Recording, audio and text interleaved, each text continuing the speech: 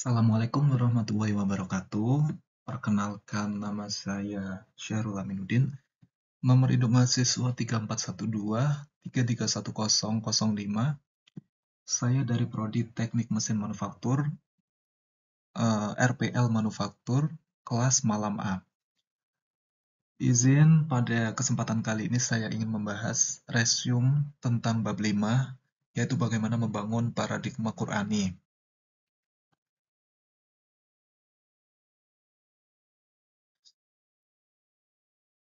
Dimulai dari sub yang A, yaitu menelusuri konsep dan karakteristik paradigma Qur'ani untuk menghadapi kehidupan modern. Inti ajaran Al-Quran adalah pedoman hidup bagi manusia dalam upaya meraih kebahagiaan dunia dan akhirat. Kekuatan dan daya tarik Al-Quran diantaranya dimunculkan oleh irama dan retorikanya, juga oleh sajak dan maknanya yang tidak bisa dialihkan ke dalam terjemahan semua bahasa apapun. Karenanya, Al-Quran menjadi karya terbaik yang pertama, dan sejak saat itu Al-Quran terus menjadi model penciptaan bagi karya dan prosa. Adapun secara terminologis, paradigma adalah cara berpikir berdasarkan pandangan yang menyeluruh dan konseptual terhadap suatu realitas atau permasalahan dengan menggunakan teori-teori ilmiah yang sudah baku, yang sudah dieksperimen, dan metode keilmuan yang bisa dipercaya dan dipertanggungjawabkan. Dengan demikian, paradigma Qur'ani adalah cara pandang dan cara berpikir tentang suatu realita atau suatu permasalahan berdasar Al-Quran.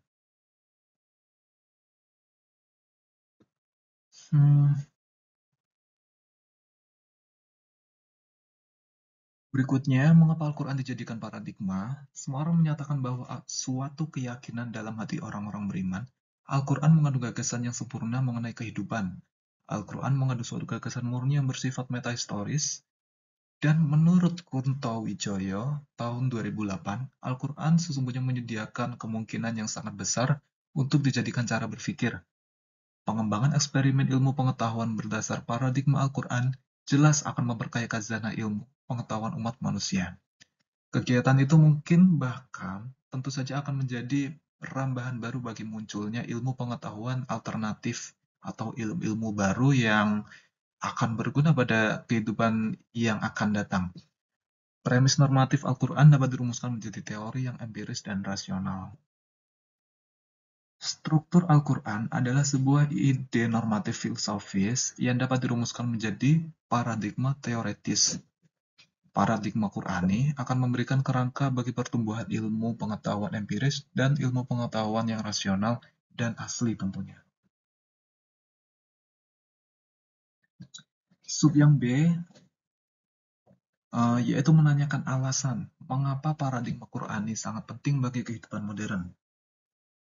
Dan tujuan Al-Quran diturunkan, menurut Yusuf Al-Qaradawi menjelaskan bahwa tujuan diturunnya Al-Quran paling tidak ada 7 macam, yaitu meluruskan akidah, meneguhkan kemuliaan manusia, mengarahkan ke manusia untuk beribadah secara baik, mengajak manusia untuk menyucikan rohani, membangun rumah tangganya sakinah, membangun umat menjadi saksi atas kemanusiaan, dan mengajak manusia agar saling tolong-menolong.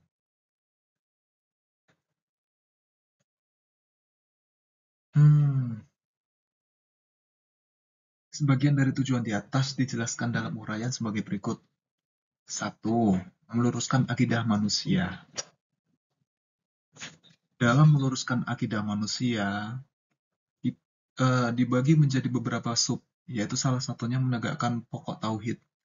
Menegakkan tiang tauhid sebagai landasan agama sangat penting, sebab sebaliknya yaitu syirik merupakan sikap yang sangat tercela, bahkan hukum Islam memandang syirik sebagai suatu tindak pidana.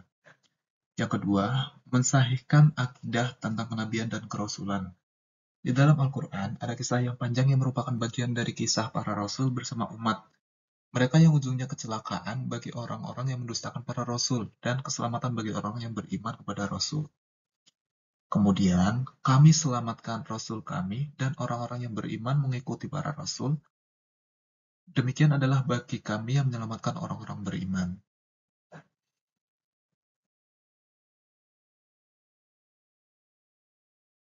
Lanjut pada slide selanjutnya, yaitu subnya meneguhkan keimanan terhadap akhirat dan keyakinan akan adanya balasan yang akan diterima di akhirat.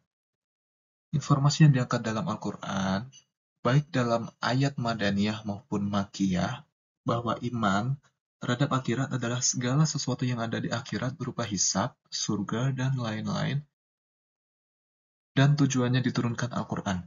Al-Quran telah menetapkan beberapa gaya dalam upaya meneguhkan akidah ini dan mensahihkan akidah ini, yang dijelaskan beberapa dalam surat berikut, yaitu menegakkan argumen akan terjadinya pembangkitan dengan menjelaskan kekuasaan Allah mengembalikan makhluk sebagaimana seperti semula, yang tercantum pada Quran Surat Ar-Rum, surat ke-30 ayat 27. Dan mengingatkan manusia akan penciptaan benda-benda yang amat besar sangatlah mudah bagi Allah, apalagi menghidupkan kembali manusia yang sudah mati, tentunya sesuatu yang amat mudah bagi Allah. Dan itu dijelaskan pada surat Quran Surat Al-Ahqaf, surah ke-46 ayat ke-33.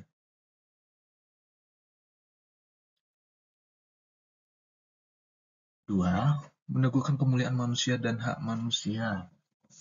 Allah menciptakan Adam dan dari kedua tangannya sendiri, yang meniupkan roh kepada Adam, dan Allah menjadikan Adam sebagai khalifah, dan keturunan Adam berperan sebagai pengganti Adam dalam kekhalifahan tersebut. Allah berfirman, dan kami telah memuliakan keturunan Adam dan kami bahwa mereka untuk menguasai daratan dan lautan. Lebih ke pemberdayaan sih. Dan kami merezekikan kepada mereka yang baik-baik, dan kami lebihkan mereka atas kebanyakan sebagian telah kami ciptakan.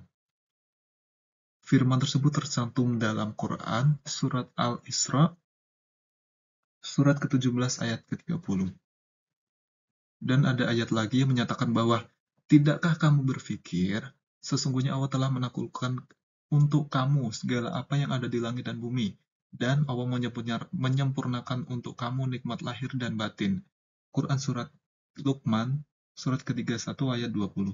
Dan Allah telah menaklukkan buat kamu segala apa yang ada di langit dan bumi, semuanya dari Allah. Lanjut.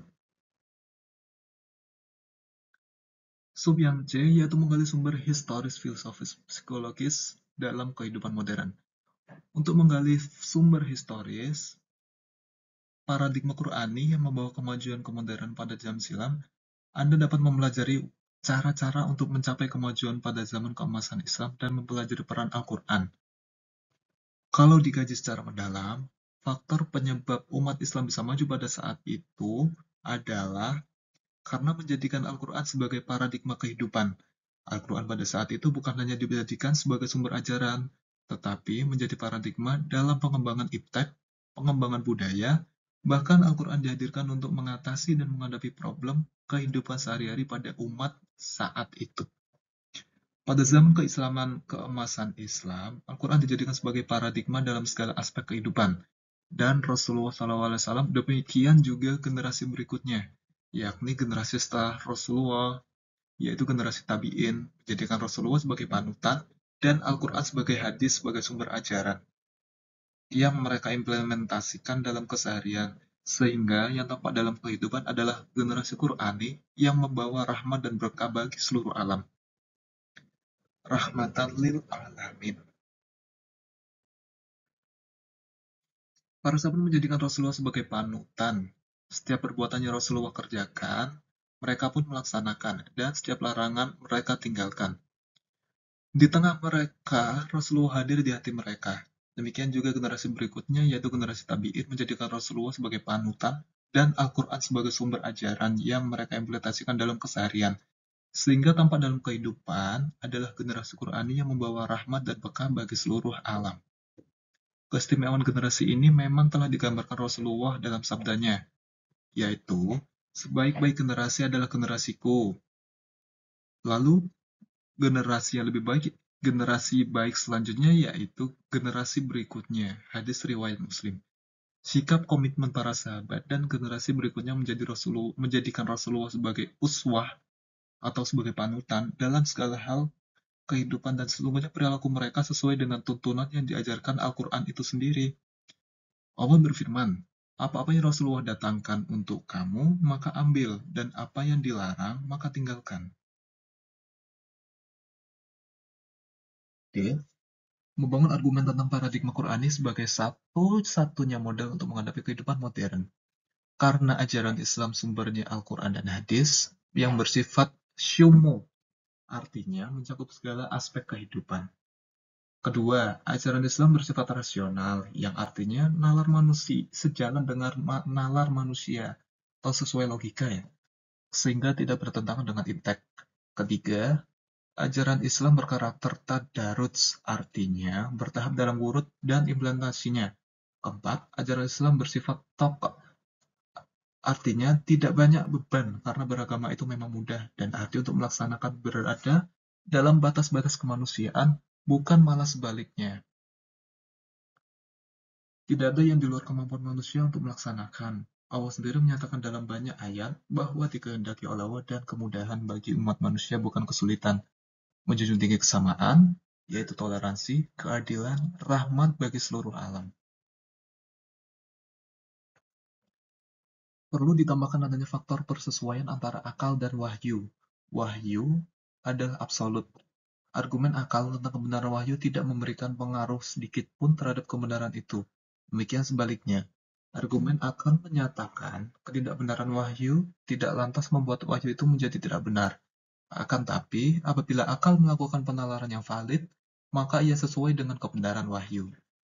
Jadi, datangnya wahyu itu harus di dinalar juga pakai akal supaya supaya tidak ada bukan kesalahpahaman, supaya sejalan dengan logika yang orang yang diberikan wahyu tersebut.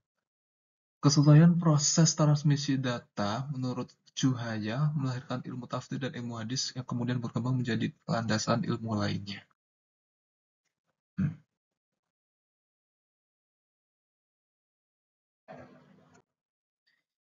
Beranjak ke mendeskripsikan esensi dan urgensi paradigma Qur'ani dalam menghadapi kehidupan modern. Ciri utama kehidupan modern adalah adanya pembangunan yang berhasil dan membawa kemajuan, kemakmuran, dan pemerataan pada setiap pembangunannya. Pembangunan yang berkesinambungan, yang berimplikasi terhadap perubahan pola hidup masyarakat ke arah kemajuan, bukan malah ke arah kemunduran, dan mensejahterakan itu merupakan bagian dari indikator kehidupan modern. Lebih rinci, Nurcholish Madjid pada tahun 2008 menyatakan bahwa tolak ukur pembangunan yang berhasil adalah sebagai berikut, yaitu 1. Tingkat produksi dan pendapatan lebih tinggi dari suatu negara. Kemajuan dalam pemerintahan sendiri yang demokratis, mantap, dan sekaligus tanggap terhadap kebutuhan dan kehendak rakyat. Pertumbuhan hubungan sosial yang demokratis, termasuk kebebasan yang luas, kesempatan untuk pengembangan diri, dan penghormatan kepribadian individu.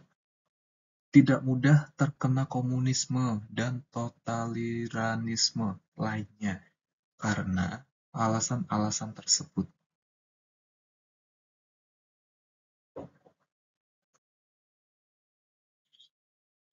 Dewasa ini Islam telah masuk ke fase modern, dan Al-Faruqi sendiri sudah mengkaji yang sebagaimana ditulis Juhaya Aspraja pada tahun 2002. Kunci sukses dunia Islam tentu saja adalah kembali kepada Al-Quran. Dan langkah-langkahnya sebagai berikut: memadukan sistem Islam, meningkatkan visi misi, dan merangkum tentang kontribusi paradigma Quran. Berikutnya, Al-Faruqi menyebutkan bahwa langkah kerja harus ditempuh untuk umat Islam lebih maju adalah sebagai berikut. Dibagi menjadi 5 sub, yaitu menguasai disiplin ilmu, menguasai warisan khazanah Islam, membangun relevan yang Islam, mencari jalan dan upaya untuk menciptakan kreativitas antara warisan dan modern, mengarahkan pemikiran Islam pada arah yang tepat, yaitu sunnatullah. Kami telah melihat fakta sejarah bahwa kemajuan, kedamaian, keamanan, dan kesejahteraan yang telah dicapai pada masa ke masa Islam adalah wujud dari aktualisasi Al-Quran sebagaimana paradigma kehidupan. Kemajuan itu kembali akan diraih dan akan menjadi milik umat Islam jika umat Islam sekarang bersikap yang sama terhadap Al-Quran, sebagaimana umat pada zaman keemasan bersikap terhadap Al-Quran, yakni menjadikan Al-Quran sebagai paradigma, dan akhirnya menjadi hidayah dalam segala aspek sekaligus sebagai pemecah problem kehidupan. Jadi, Al-Quran itu sebagai paradigma sekaligus sebagai tuntunan untuk menyelesaikan masalah kehidupan, tuntunan sebagai petunjuk untuk melakukan eh, hal-hal baik yang lainnya, gitu. Dan kami telah melihat, bukan, yang F, merangkum tentang kontribusi paradigma Quran dalam menyelesaikan problem kehidupan modern. Kita telah melihat fakta bahwa kemajuan yang telah dicapai pada masa keemasan silam adalah wujud dari aktualisasi Al-Quran. Kemajuan akan kembali diraih jika Al-Quran dijadikan sebagai paradigma dan akhirnya menjadi hidayah dalam segala aspek sekaligus sebagai paradigma pemecahan problem kehidupan. Paradigma Quran telah berkontribusi dalam mewujudkan kemajuan dan modernisasi pada zaman keemasan Islam yang ditandai dengan kemajuan pesat perkembangan iptek di dunia Islam yang berimplikasi terhadap kemajuan di bidang lainnya, meliputi ideologi, politik, ekonomi, budaya, dan lainnya. Sekian materi yang bisa saya sampaikan pada malam ini. Terima kasih.